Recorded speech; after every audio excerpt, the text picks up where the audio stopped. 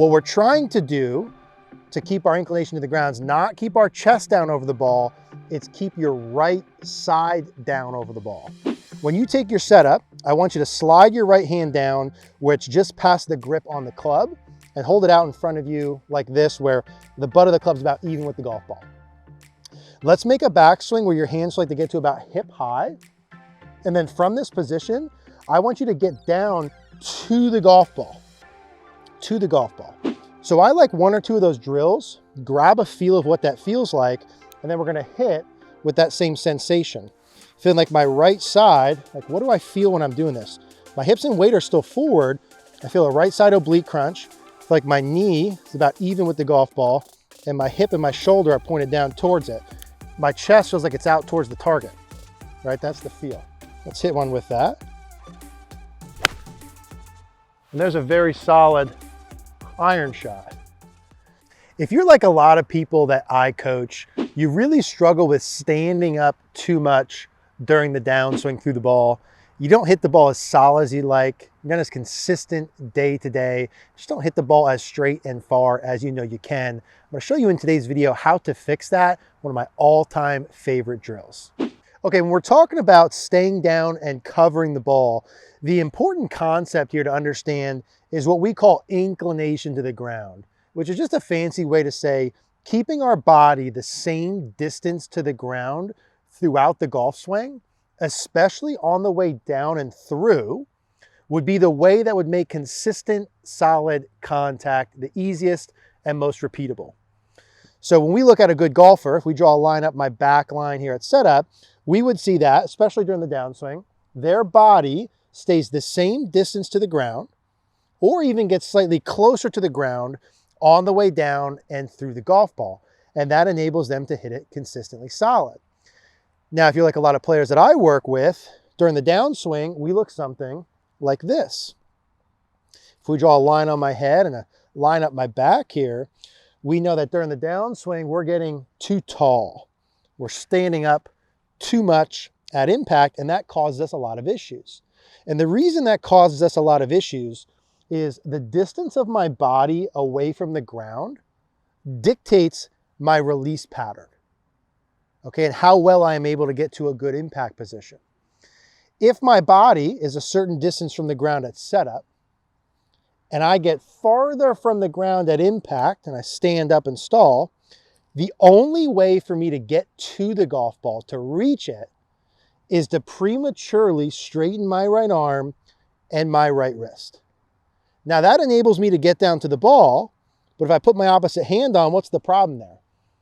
Let's look at me here and put a good player at impact who looks like this. Notice the difference side by side of that. The problem with me prematurely throwing my right arm and right wrist, no shaft lean, poor contact, no distance, inconsistent. So we want to be able to keep our body the same distance from the ground on the way back and through. The key concept here, and I see this and hear this all the time, and it messes a lot of people up, is when we try and keep our body the same distance from the ground, we are not trying to do that by feeling our chest stay down. When you feel like your chest stays down, we're not able to rotate, you get stuck, the hips are too far back, no good. What we're trying to do to keep our inclination to the ground is not keep our chest down over the ball, it's keep your right side down over the ball. So we're gonna put some players on the screen here. You'll see Max Homa, Justin Thomas, a couple players on the screen, Tiger. And when they get through, you're gonna notice at impact, their chest is actually pointed out towards the target, not down towards the ball. But their right shoulder, hip, and knee are all down at the golf ball. So we keep our body's distance to the ground during the downswing with our right side of our body, not our chest down. That's really, really, really important. Now, how do we do this and feel this? There's a couple different ways. One of my favorite ways to do this, we call this the hockey drill or the split hand grip drill.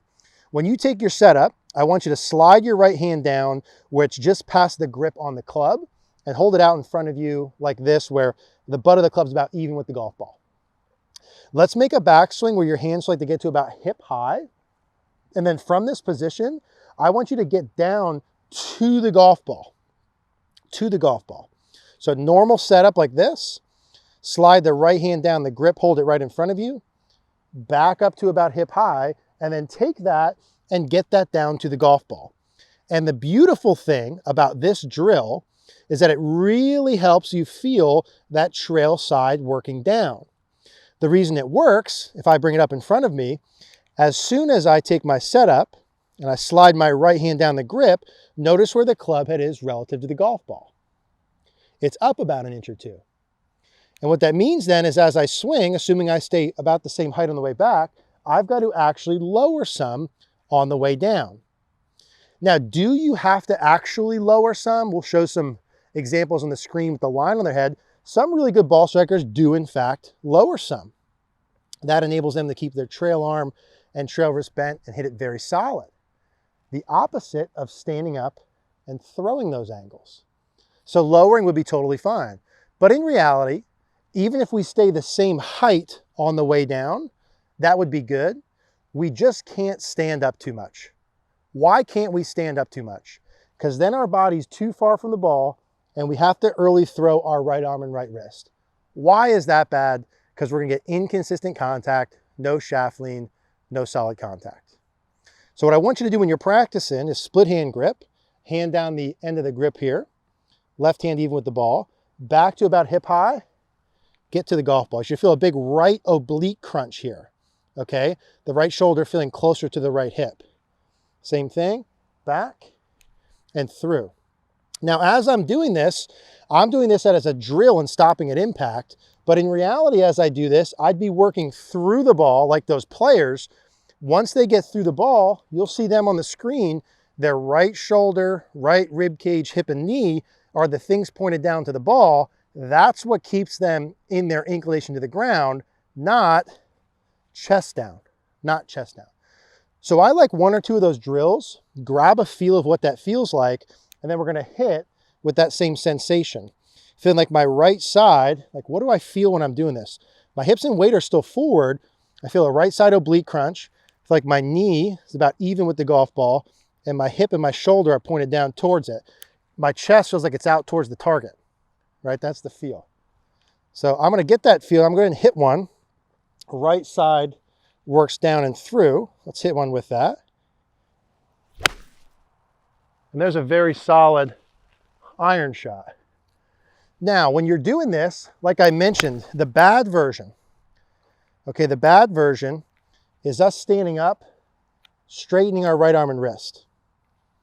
Now, if I'm getting my body actually closer to the ground, even if I'm staying about the same distance, something needs to shorten to make up for that distance. Just like when I got farther, something needed to lengthen to make up for that distance. As I get closer, something needs to shorten, and that's good. That's what all good ball strikers do. Since your right shoulder, right hip, and knee are closer to the ball and forward, you're gonna probably need to feel like your right arm and right wrist are more bent as well, from about hip high through the hitting area. It will, of course, straighten out past impact, but through the hit, the right arm and right wrist will feel a little bit shorter. That helps shorten the radius. Shorten the radius. So as I'm doing this drill, split hand grip or hockey, and getting down to the ball, I'm feeling a right side crunch. My right arm feels bent. You see my weight's still forward and hips are still forward over my left leg. My chest certainly feels like it's out, pointed out here towards the target, not at the ball. And I'm still gonna feel like my right arm and right wrist are bent at and past impact, okay? So same feels, we'll show those players on the screen. Right side works down and through, right arm and right wrist feel bent. And there's another one, very solid, high iron shot. Now, in terms of the lowering, if we draw a line on my head here, the thing that's actually causing the lowering is that right side bend. Notice as my right shoulder gets closer to my right hip, see how my head, let's draw a line on my head goes down, but also it's going away from the target. Okay, that right side bend is the piece that actually causes the lowering. Some lower body stuff too, but in terms of upper body, that's what causes it. Now, as I do that right side bend, notice as I add rotation, that brings my head back on center. So how I get lower is right shoulder closer to the right hip.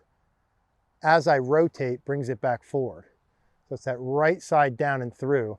That's a really good one to use that split hand grip like that to keep compressing the ball and stop standing up. I absolutely love that.